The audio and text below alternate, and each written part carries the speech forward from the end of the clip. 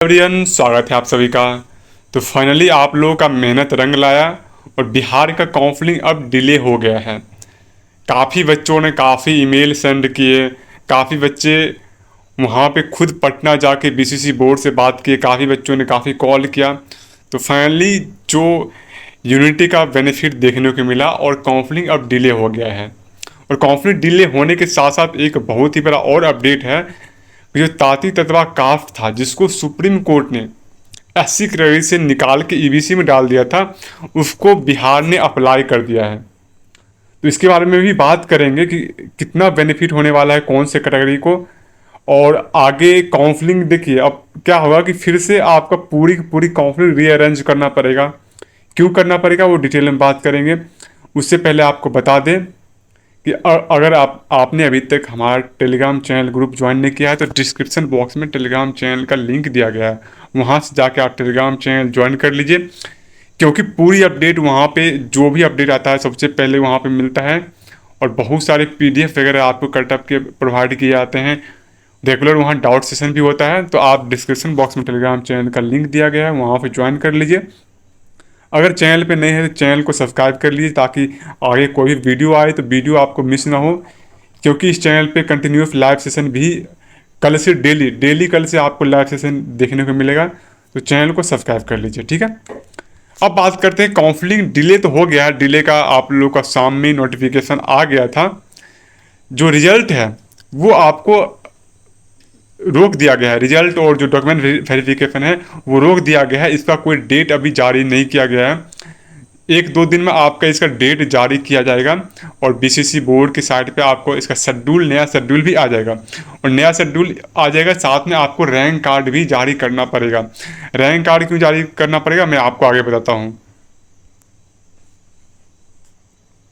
नीतीश कुमार की गवर्नमेंट ने EBC category से हटा के एससी में डाल दिया था। फिर सुप्रीम कोर्ट ने इसको इनवैलिड करार देके और फिर से ताती तत्वा कास्ट को अब ईबीसी से निकाल के, सॉरी, एससी कैटेगरी से निकाल के ईबीसी कैटेगरी में डाल दिया है। और बिहार सरकार इस पर अभी तक कोई एक्टिव नहीं था।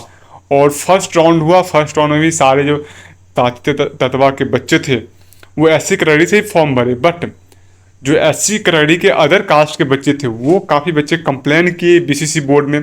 काफ़ी स्टूडेंट मेरे पास भी आए थे कि जब इन कैटेगरी को निकाल दिया गया है एससी कैटेगरी से तो वो क्यों पार्टिसिपेट कर रहे हैं, उनकी वजह से कटअप बढ़ रहा है। तो वो सारे बच्चे बीसीसी बोर्ड के पास गए हैं, उनके पास रिटर्न अप्लीकेशन लिखा है। और फिर बीसीसी बोर्ड, आपको पता है कि जब तक बीसीसी बोर्ड प्रेशर में नहीं आती है तब तक नॉर्मली खुद कोई काम नहीं करती है। तो उनको अप्लीकेशन मिला है, अदर एससी कैटेगरी से प्रेशर मिला है, इस वजह से उन्होंने इसको अप्लाई किया है। अब जितने ताती तत्वा कैंडिडेट हैं उनको एससी कैटेगरी से निकल के ईबीसी में जाना पड़ेगा। ईबीसी में जाना पड़ेगा, कैसे जाना पड़ेगा? उनके लिए आपको 2 दिन का पोर्टल खुलेगा। 2 दिन का पोर्टल खुलेगा मतलब 17 और 18 तारीख को आपको क्या करना है, 17 एवं 18 तारीख को आपको अपने अकाउंट में लॉगिन करना है। लॉगिन करने के बाद वहाँ पे आपको एडिट करके जो कास्ट आप एससी डाले थे उस कास्ट को आपको ईबीसी डालना है, ठीक है। कास्ट ईबीसी डाल के सेव एंड कंटिन्यू करके आपको फॉर्म को कंप्लीट कर लेना है। साथ ही साथ ईबीसी को एससी में कन्वर्ट करने के बाद आपको जो अतिरिक्त पेमेंट करना है, एससी के लिए आपने कम पेमेंट किया था, अब आपको ईबीसी के लिए ज़्यादा पेमेंट करना पड़ेगा सिक्योरिटी अमाउंट। तो आपको एक्स्ट्रा पेमेंट भी करना है। अगर आपने एडिट करके एससी को ईबीसी में कन्वर्ट कर दिया लेकिन आपने एक्स्ट्रा पेमेंट नहीं किया तो भी आपका कैटेगरी चेंज नहीं होगा। अगर मान लीजिए कोई स्टूडेंट कैटेगरी चेंज कर नहीं पाता है, किसी भी रीजन से कैटेगरी चेंज नहीं कर पाता है, वो ताती तत्वा का है और वो एससी ही फील रखता है, तो इस केस में क्या होगा कि उसको एससी कैटेगरी से कॉलेज अलॉट होगा। लेकिन जैसे ही वो बच्चा डॉक्यूमेंट वेरिफिकेशन कराने के लिए कॉलेज जाएगा तो वहाँ पे उसको ये डॉक्यूमेंट इनवैलिड करार दिया जाएगा।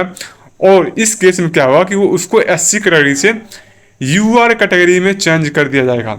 अगर आप खुद से चेंज करते हैं तो एससी कैटेगरी से आप ईबीसी में जाओगे। अगर आपको कॉलेज में आपका डॉक्यूमेंट गलत पकड़ा गया तो आप एससी कैटेगरी से डायरेक्ट यूआर में जाओगे। तो भला है इस बात का कि आप खुद से कर लो। तो 17 और 18 तारीख की वेबसाइट पे जाके आप एडिट करके खुद से इसको चेंज करके एक्स्ट्रा पेमेंट कर देना है। अब बात करते हैं इसके लिए जो कटअप भी चेंज होने वाला है, और आपको काउंसलिंग का फिर से रीअरेंज डेट आएगा। रीअरेंज डेट इसलिए आएगा कि जो स्टूडेंट अभी 80 में है वो ईबीसी में जाएंगे, तो ईबीसी का जो उनको ईबीसी रैंक नहीं मिला हुआ है ना, ईबीसी रैंक उनको नहीं मिला हुआ है, साथ ही 80 कैटेगरी में स्टूडेंट कम होंगे, 80 में कम होंगे, ईबीसी में बढ़ेंगे, तो आप बिहार बीसीसी बोर्ड को फिर से रैंक कार्ड जारी करना पड़ेगा। एटलीस्ट और सबका तो नहीं, ईबीसी कैटेगरी और एससी कैटेगरी इस दोनों का फिर से रैंक कार्ड जारी करना पड़ेगा, क्योंकि जो बच्चे एससी से निकल के ईबीसी में जाएंगे उसको ईबीसी रैंक देना पड़ेगा, और जो बच्चे एससी से निकलेंगे तो उनको जो रैंक खाली होगा उस रैंक को भरने के लिए आपको एससी का भी रैंक रीअरेंज करना पड़ेगा। तो दोनों कैटेगरी का फिर से रैंक कार्ड जारी करना पड़ेगा, और इसमें एससी कैटेगरी को काफ़ी बेनिफिट होने वाला है, और ईबीसी कैटेगरी को ज़्यादा नुकसान नहीं होगा।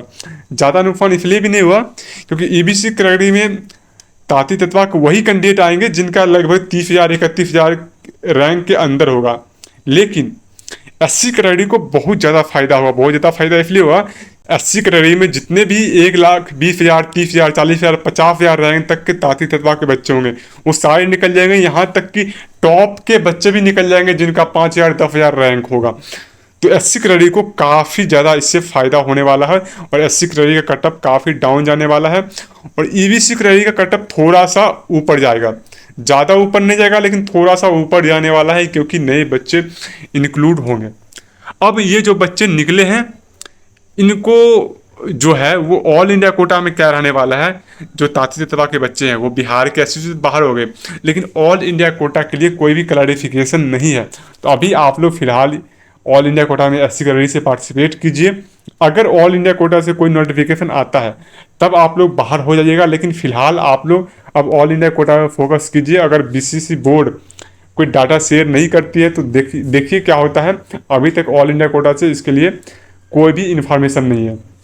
तो अब आगे क्या होने वाला है, आगे होने वाला है सबसे पहले आप लोग को 17-18 को पोर्टल खुलेगा। पोर्टल में आपको एससी वाले बच्चे ईबीसी में जाएंगे जो ताती तत्वा के हैं। उसके बाद आपको फिर से रैंक कार्ड जारी होगा एससी और ईबीसी का। रैंक कार्ड जारी होने के बाद ही रिजल्ट आएगा, उससे पहले नहीं आएगा रिजल्ट, क्योंकि एससी ईबीसी का अलग फिलोचा लग गया है। तो आपको रिजल्ट जो है 17-18 को चेंज होगा, तो मान लीजिए 19-20 को आपको रैंक कार्ड आ सकता है। तो फिर 20-22 के बाद ही आप रिजल्ट उम्मीद कर सकते हैं। हालांकि रिजल्ट का न्यू शेड्यूल आ जाएगा, और जैसे ही आएगा मैं आप लोग को वीडियो बना के बता दूंगा डिटेल में, और पीडीएफ आपको टेलीग्राम पे मिल जाएगा। टेलीग्राम चैनल ज्वाइन कर लीजिए। अगेन बोला हूँ कि आप लोग चैनल को सब्सक्राइब कर लीजिए, क्योंकि कल से डेली हम लोग लाइव सेशन करने वाले हैं, और जो भी डाउट है आप कमेंट सेक्शन में पूछ सकते हैं, आपको रिप्लाई मिल जाएगा। तो इस वीडियो में इतना ही, मिलते हैं नेक्स्ट वीडियो में।